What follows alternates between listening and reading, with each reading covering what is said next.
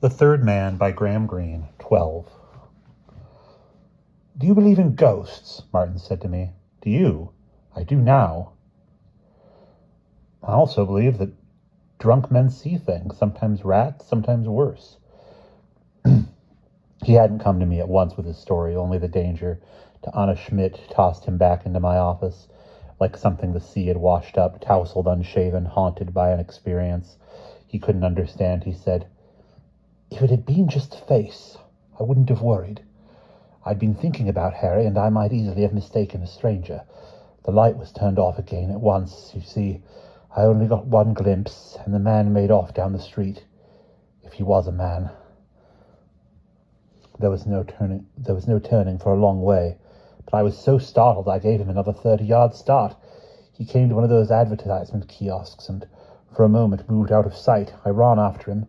It only took me 10 seconds to reach the kiosk, and he must have heard me running. But the strange thing was, he never appeared again. I reached the kiosk. There wasn't anybody there. The street was empty. He couldn't have reached a doorway without my seeing him. He simply vanished. A natural thing for ghosts or illusions. But I can't believe I was as drunk as all that." "What did you do then?" "I had to have another drink. My nerves were all in pieces."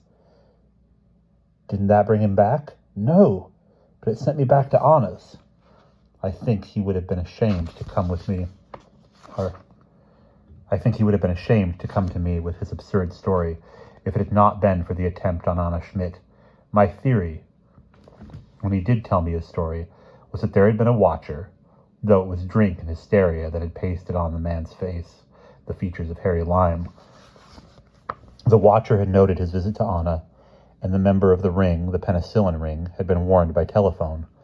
Events that night moved fast. You remember that Kurtz lived in the Russian zone. In the second berserk to be exact, in a wide, empty, desolate street that runs down the Praterplatz. A man like that had probably obtained his influential contacts. It was ruin for a Russian to be observed on very friendly terms with an American or an Englishman, but the Austrian was a potential ally, and in any case, one doesn't fear the influence of the ruined and defeated. You must understand that at this period, cooperation between the Western Allies and the Russians had practically, though not yet completely, broken down.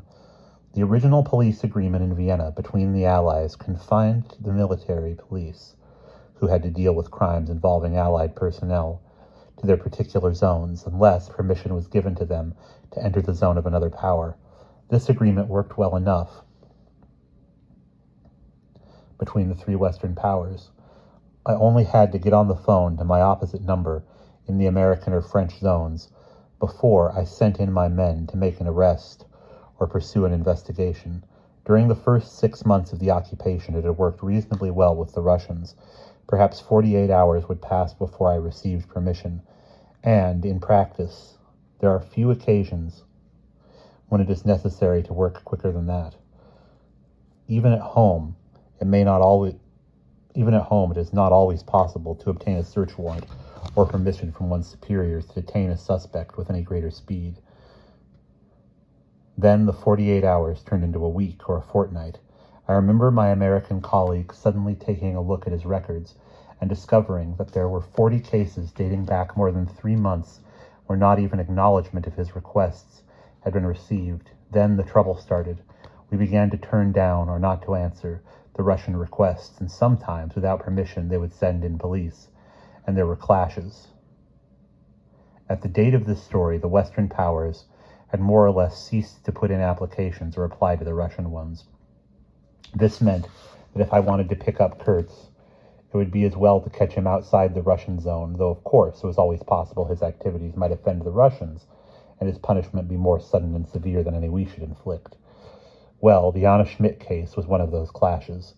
When Rollo Martins went drunkenly back at 4 o'clock in the morning to tell Anna that he had seen the ghost of Harry, he was told by a frightened porter who had not yet gone back to sleep that she had been taken away by the International Patrol.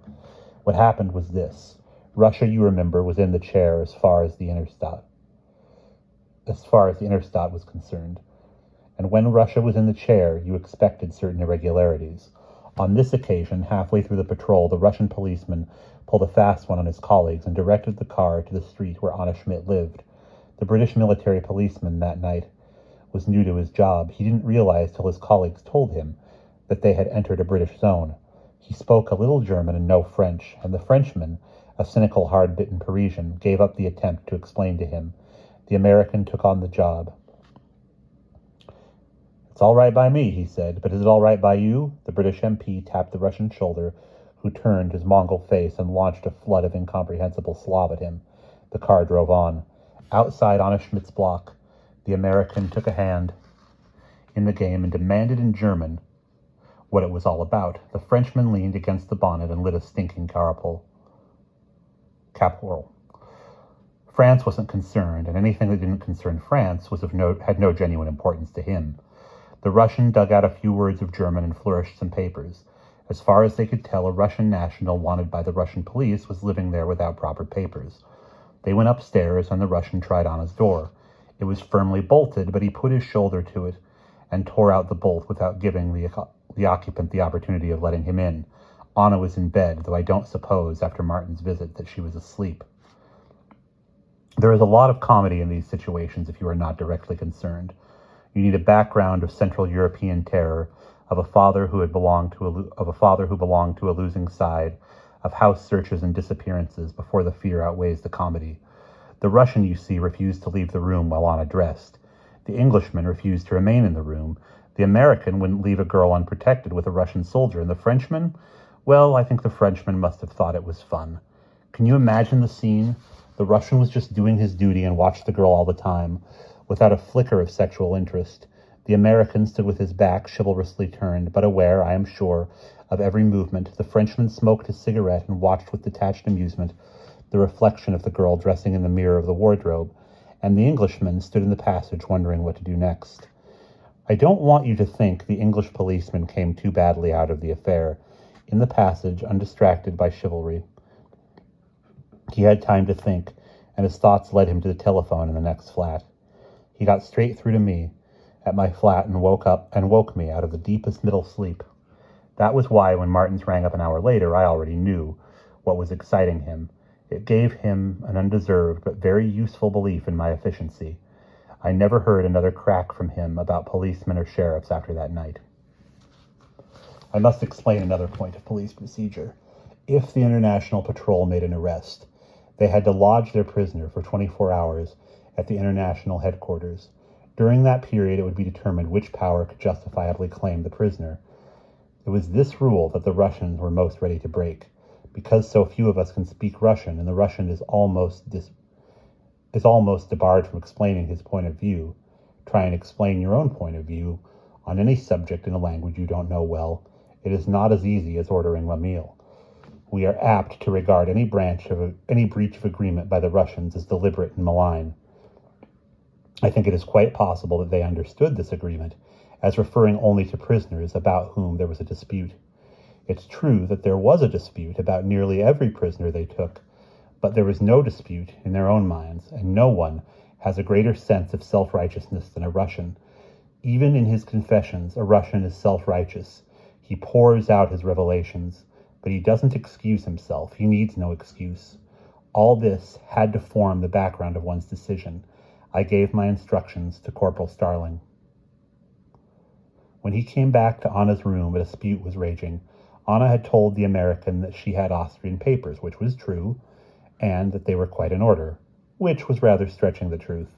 The American told the Russian in bad German that they had no right to arrest an Austrian citizen.